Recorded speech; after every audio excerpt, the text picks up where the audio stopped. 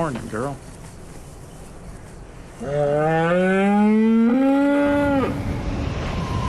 Prepare for the cold with a rugged, reliable Zippo hand warmer. Take the cap off, remove the catalytic burner, pour Zippo lighter fluid into the filler cup. Fill to the lower line for 6 hours of warmth or the upper line for 12. Then pour into the hand warmer.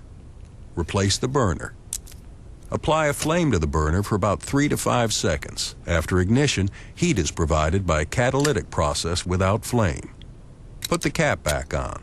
Slip the hand warmer into your fleece bag, and you're ready to go.